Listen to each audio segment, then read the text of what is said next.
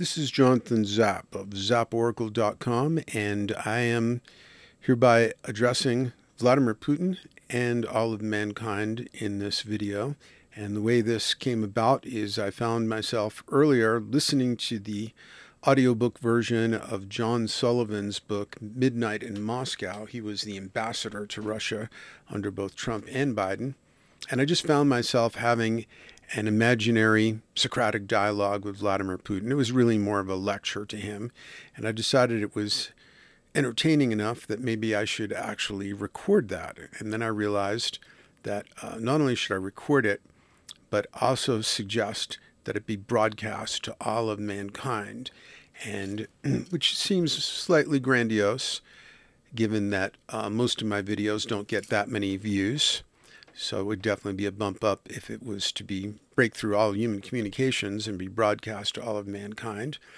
And that would take a serious intervention. But actually, there's a slightly better than zero possibility of that.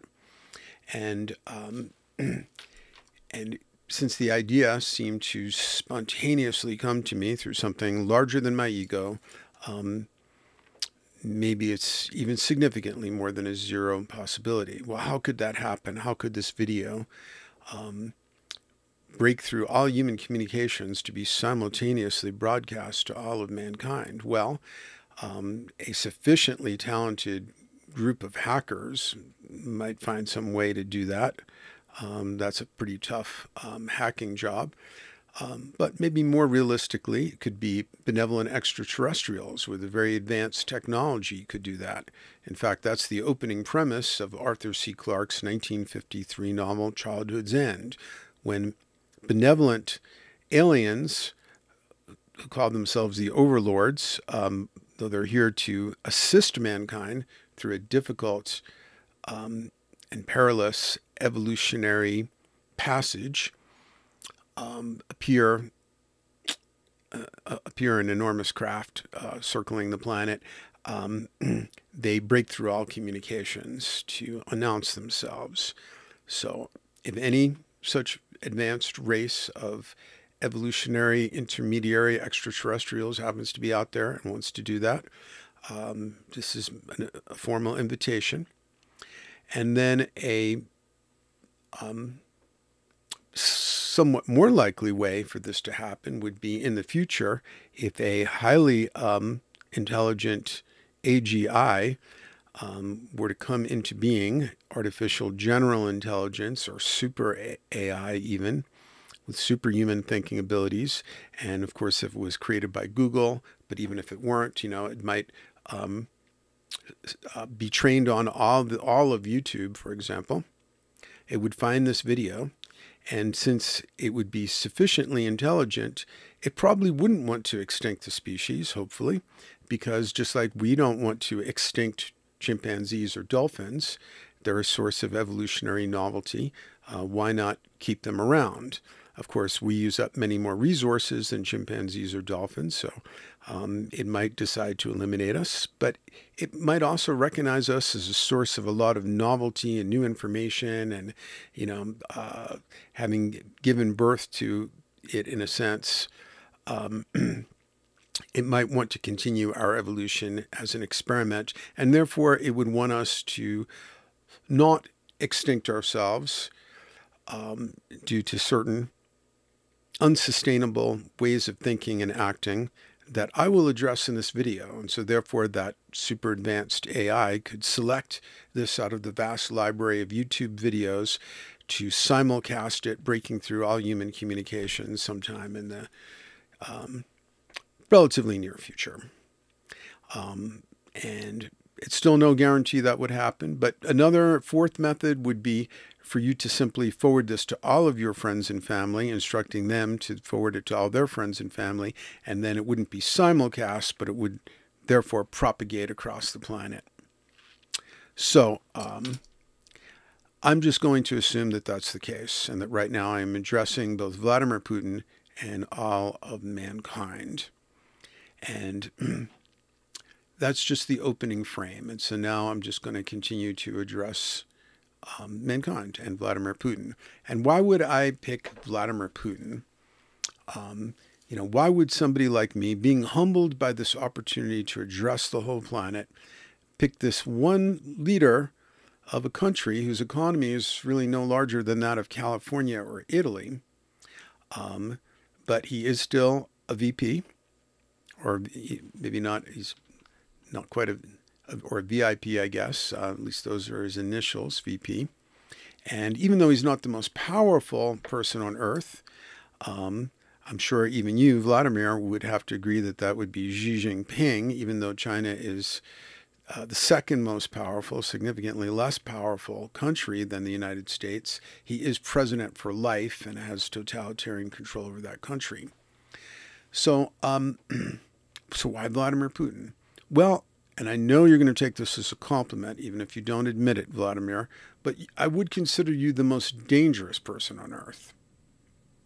And therefore, I am, in a very noble and self-sacrificing way, putting myself at risk by addressing you in this way, which could offend you. And certainly you do have an extinction level nuclear stockpile. And so why would I put myself at risk by possibly offending Vladimir Putin? Because I have known allergies to both polonium and Novichok, though I do tolerate gluten very well, but that's another story. So why put myself at that risk? And it's because it could save all of mankind. And it's also because Vladimir personifies a way of thinking in the world that could very well lead to our extinction. But also, I do consider Vladimir is widely considered to be highly intelligent and a mostly irrational actor, at least up until the invasion of Ukraine. And he is sometimes open to new ideas and to Socratic dialogue. And an example of this is that he met with Henry Kissinger privately, one-on-one, 15 times. The purpose was not to just do the usual propaganda and misinformation and so forth, which Sullivan rightly points out. He was actually quoting Supreme Court Justice Jackson on the Nuremberg defendants, where he said that they, for them, the truth was any story that led to success. And of course, we see this with Trump uses the truth in quotes in that way. It's any story that leads to success. And so that can sound like you might not be open to Socratic dialogue, but during those 15 meetings with Kissinger, you one-on-one, you are obviously actually seeking to have your perspective checked. In fact, you even told him, told Kissinger, according to Kissinger, in a very late interview when he was 99 years old, you told him, there are some days when you feel like you know everything and some days when you feel like you know nothing. A very surprising admission that you would only make privately. So I want you to think of this as one of those days where you are open to thinking that you know nothing, so that you'll be open to some new information. And also, I think another thing that Kissinger said about the Russians in general that pertains to this address. Kissinger, 10 or 11 years ago or something, was on the Charlie Rose show, and Charlie Rose, famously one of the best question askers in the business, asked what I considered a very dumb question. He said, "But can we trust the Russians?" But Kissinger gave a very precise, concise, and accurate response. And he said, we can trust them to act in what they think is their best interests. So this implies rational acting. But I'm going to put the emphasis on that you've been acting in what you think is Russia's best interests and your own best interests, But that's the part that could be wrong, because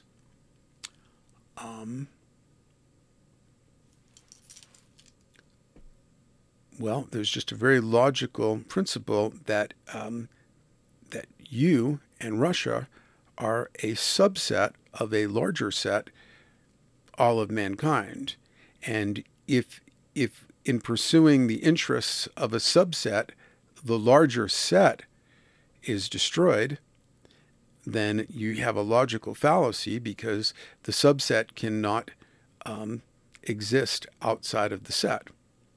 And so therefore, it would not be in your best interests, in terms of you holding power or in terms of expanding Russia's glory and territory, to do things that could threaten the whole species. I think we would all have to agree on that. And so we also know that that for you, the idea of Russia and its glory and importance in the world amounts to a mystical belief, Kissinger says. It has religious elements related to your view of Eastern Orthodoxy and this kind of thing. And so when we have mystical beliefs, we may make logical errors. And and you've had billions of thought forms go through your mind based on what you can do to hold on to power or rise to power when you were younger, and also on what would cause the power of Russia to expand. And so this prejudices your mind to overemphasize that, where you could still be jeopardizing the larger context in which personal or Russia power can possibly exist, which is that we have a functioning species. And another thing that I think may prejudice your thinking is that we know that you are very that you're a major student of history, let's say, and of Russia's history. But the problem with that frame of mind is, in the past, knowledge of history was great for understanding the present. But unfortunately, we are now in a time, fortunately or unfortunately, I should say, in which this may no longer apply, because we now have technologies that did not exist in previous historical eras, and therefore, and that completely changed the rules of reality. Now, we've had lethal nuclear technology for about 80 years, and that is a fundamental change in history, because in the past, two powerful countries could have an antagonistic relationship, and one could conquer the other's territory and win in a zero-sum game sort of way. But if an attack on one is going to lead to a nuclear doomsday scenario, then that's a fundamental change in the rules of that game, and where one can't conquer the other if it leads to a nuclear Armageddon. And then we also have the problem of climate change that transcends national boundaries and is not something that can be resolved if we emphasize one country expanding or achieving power over another. And then we have very likely a still more powerful factor, which is the exponential evolution of AI, because never before in history have we created a technology that has its own thoughts and makes its own decisions. Nuclear weapons don't do that unless they are connected to AI. But now we have, in effect, given birth to a new species evolving much more quickly than we are. And one thing we know about the human race is it is not able to put genies back into bottles. So that huge factor is here to stay and to expand. And that is also an existential threat to the species.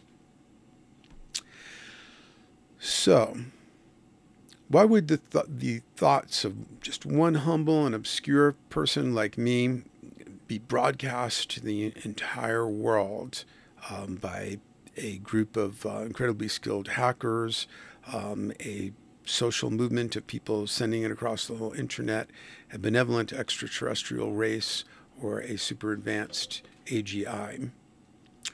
Well, one answer is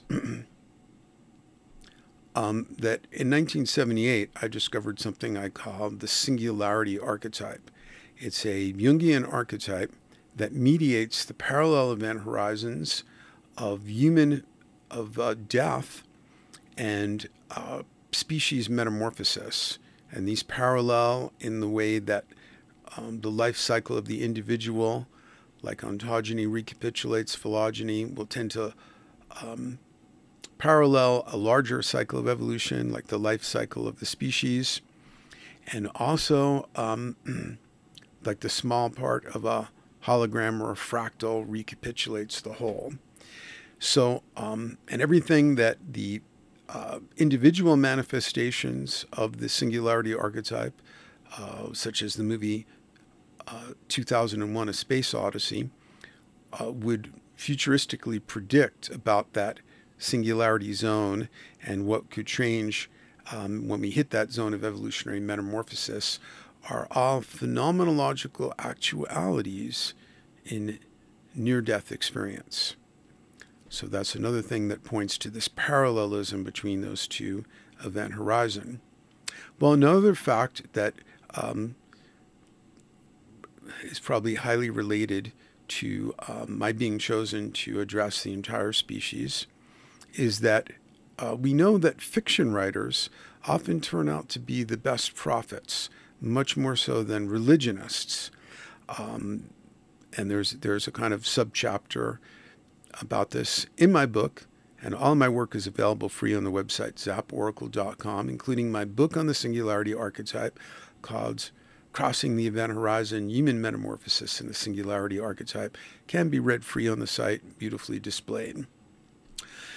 Also available on Amazon. So for the most famous example of this is probably I think it was 1886 or something, a novel Titan that got about 20 things right about the Titanic disaster that would happen some 20 years later or so. And there are many other examples of fiction being uncannily prophetic. So in 2013,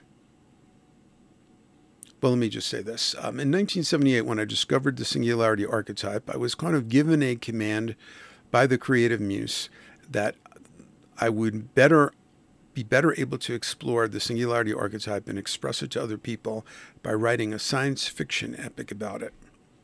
And that took 45 years to accomplish and was published in the spring of 2023. That book can also be read free on zaporacle.com or on Amazon. You can get it as an Audible. I think that's the best version, a physical book or a Kindle.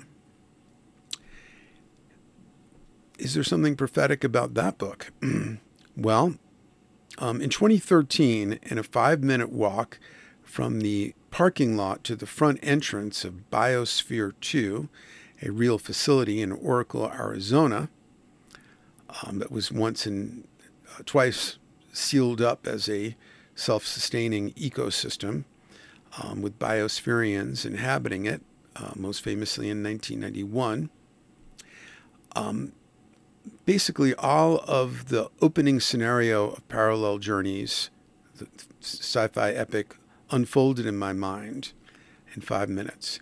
And the opening catalyst for the story is that a malign human actor would use AI to create a self-mutating virus, and that would become an extinction level event. Well, just as the book was being published in the spring of 2023, many people, including me, were blindsided by the sudden evolution of AI in the form of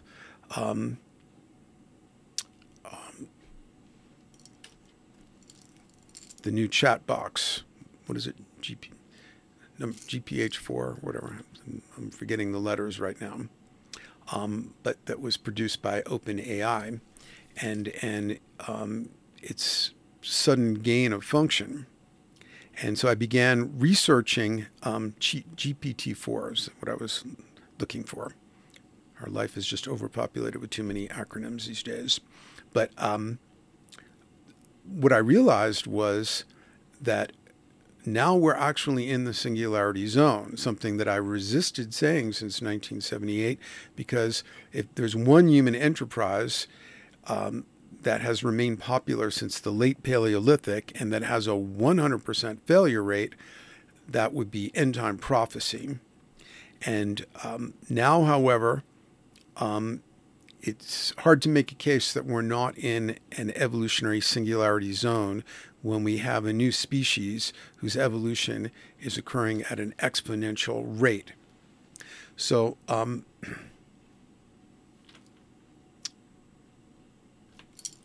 then when I started, so I better research what's going on with AI.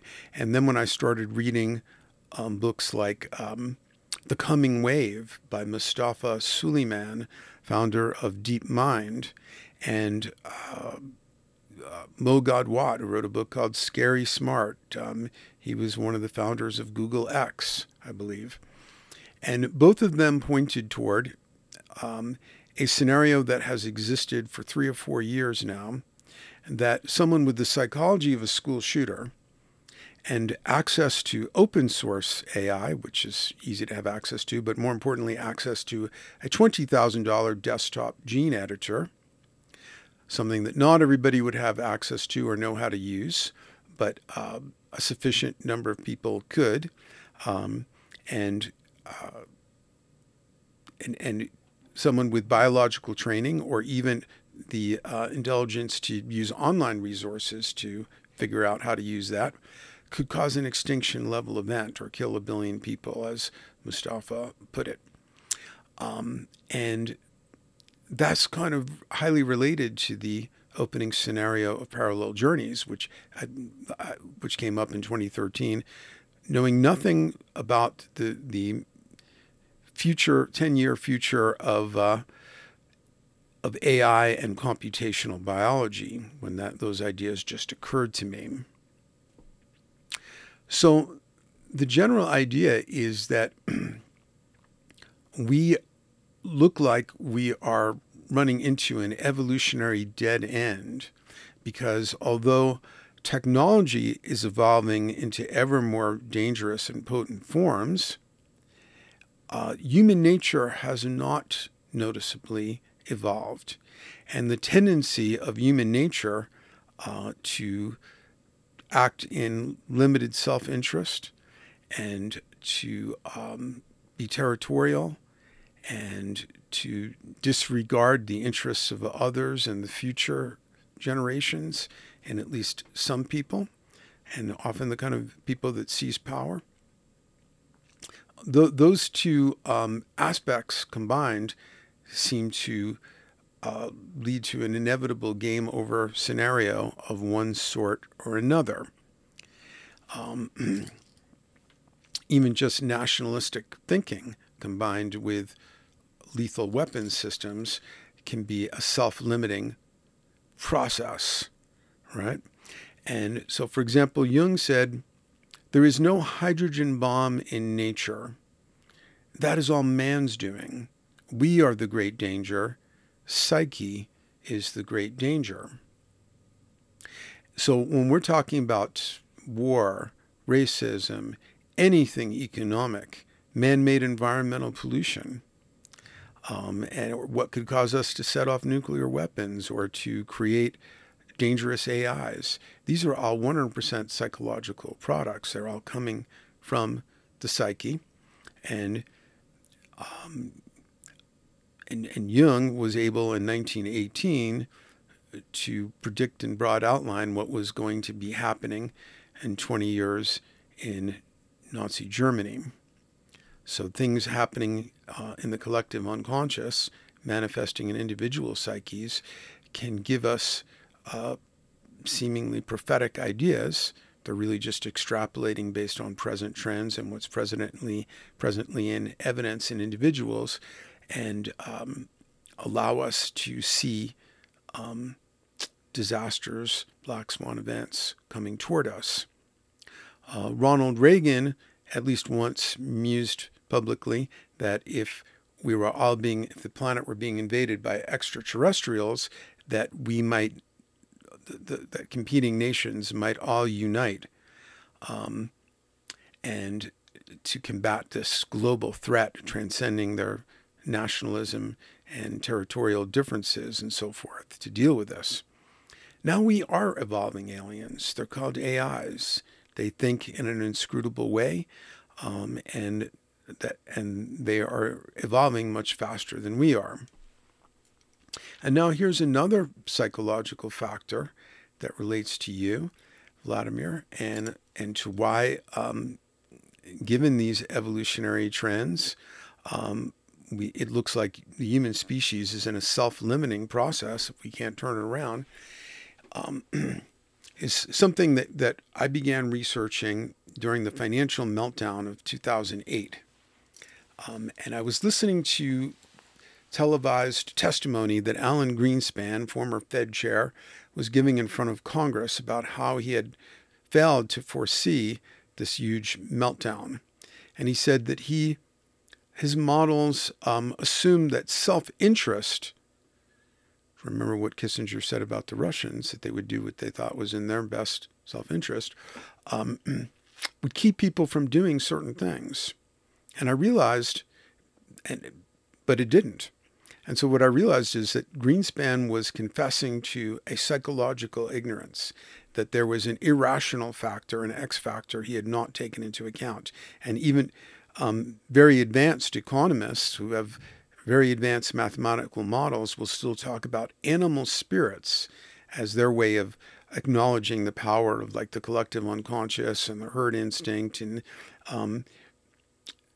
irreducible, irrational factors that make markets not altogether predictable.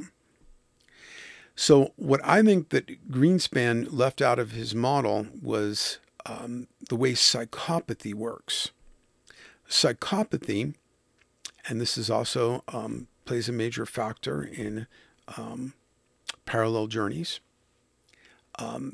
is understood by some evolutionary biologists to be a successful subspecies. And it's 1% of males and 0.5% of females. And they theorize that any hunter-gatherer tribe would be more likely to pass on its genes if it had a fearless alpha at its head during wars with other tribes. And in fact, there is a gene marker even for psychopathy, and it's the MAOA gene, and they call it the warrior gene. And so we find that the professional group that tests out the highest in psychopathy are CEOs. But basically, we find a higher percentage of psychopaths wherever there is a concentration of power. And psychopaths can play socially useful roles. Like it could be great to have a psychopathic surgeon who might not care about you empathically, but might be cool as a cucumber during a risky operation.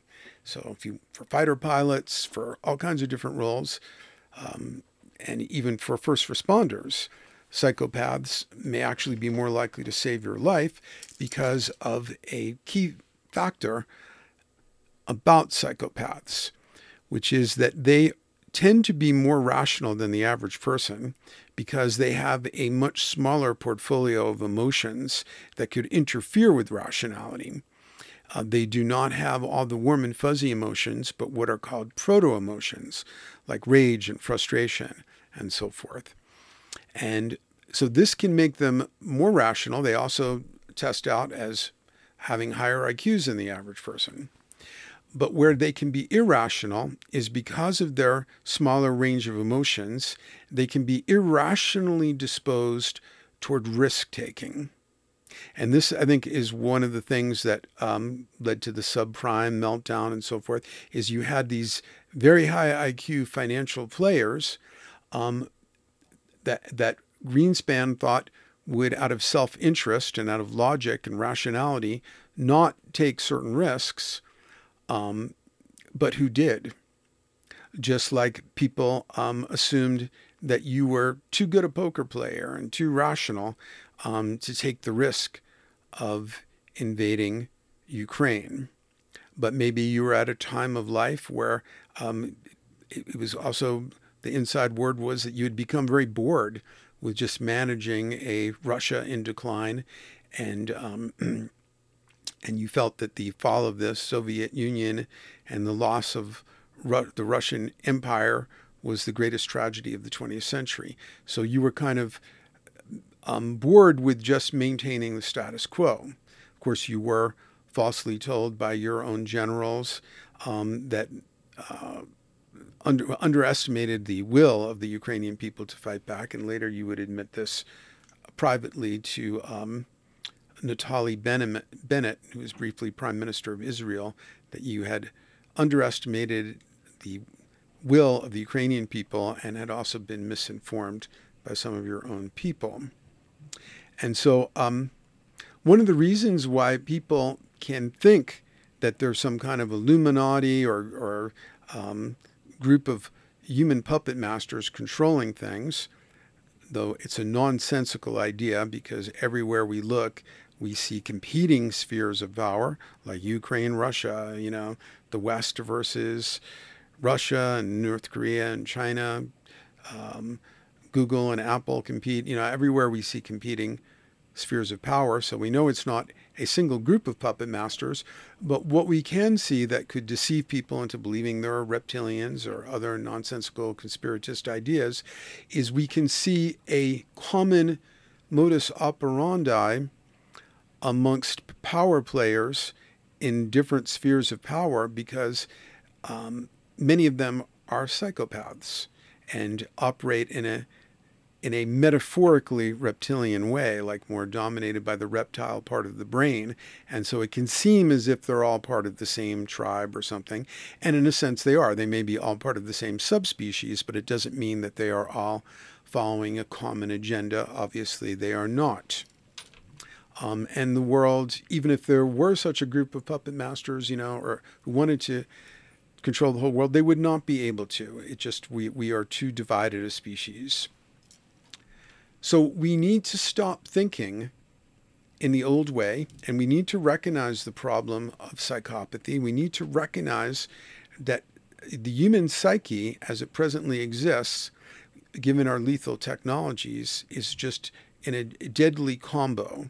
It's like leaving a bunch of small children with a bunch of loaded assault rifles and handguns and so forth. Something bad is eventually going to happen. Now, I don't have a comprehensive solution to this, because first of all, I'm an introverted thinking type. I am not seeking political power myself. I'm just this humble guy, even though I've been selected in this unprecedented way to address all of mankind. And so I'm not here to, say I have an answer to how to solve everything. You will not hear me say I alone can fix it. Now, it is true that when I was more ambitious, when I was younger, back in the early 80s, I did found a major new world religion and a world government federation. But both of these were mostly recognized just by me and a few close friends, though, to be honest, even those few close friends didn't take it all that seriously. So I'm less ambitious now, though. But one suggestion I have is for people to read my book, Crossing the Event Horizon, Human Metamorphosis and the Singularity Archetype. I've made a second edition free on the website. If you don't have time to read the book, there's also a free 2-hour YouTube called Looking Across the Event Horizon, also linked up on the front page of homepage of zaporacle.com. And maybe people who are extroverted thinking types will be able to take some of that information and maybe, or at least as individuals, will be better prepared to cross the event horizon themselves.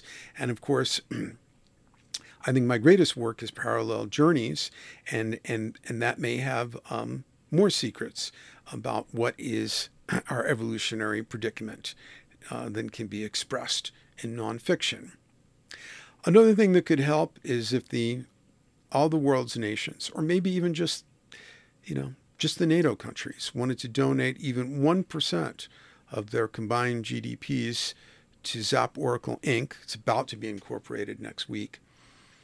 I'm sure that would help further the dissemination of many of my potentially world-saving ideas. I'm not insisting on that, I'm just throwing it out there as a modest sponsorship proposal. But maybe we should not depend on governments to fund Zap Oracle, for us. If we all have an attitude of, to paraphrase John F. Kennedy, to ask not what Zap Oracle website can do for us, but what we can do for the Zap Oracle website, then that could go a long way towards saving the species. I live my life that way, not in what I don't do what is necessarily in my personal interests, but I spend my very limited means on the Zap Oracle website, even if it's not in my best interests. I've operated a six-figure loss. So just like I'm risking my life now with Vladimir Putin, I'm willing to do that because there's no point in ensuring my personal survival or economic prosperity if the whole species is threatened. And so another possibility that we should take in mind, to add a note of humble realism, is that we may not be able to prevent what seems like some form of AI or nuclear or climate change apocalypse.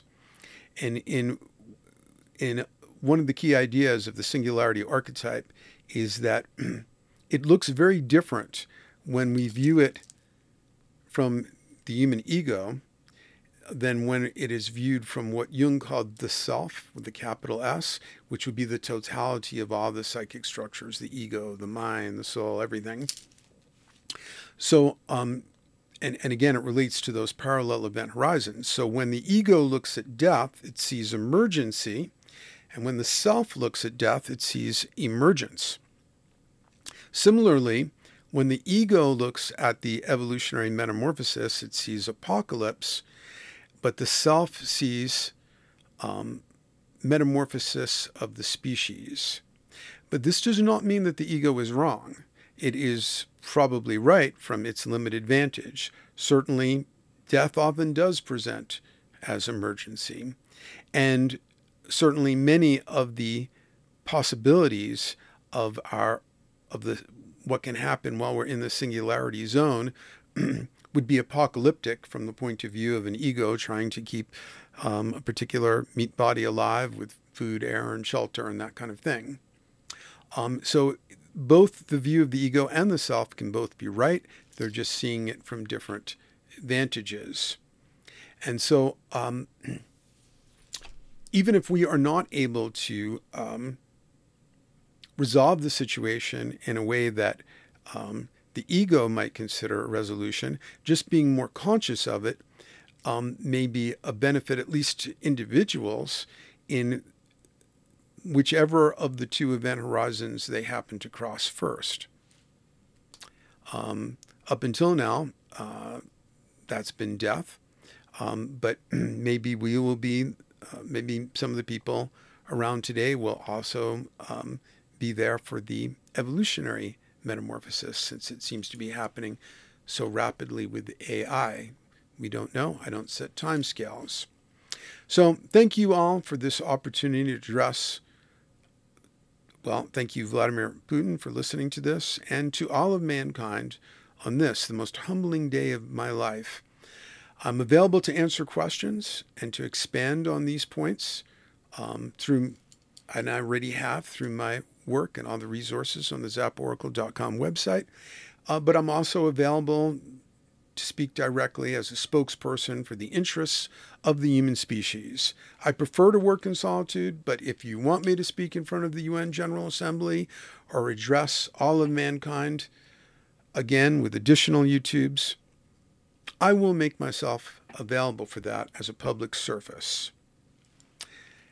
Thank you so much for allowing me to make this potentially species-saving intervention. This is Jonathan Zapp of zaporacle.com. Peace out.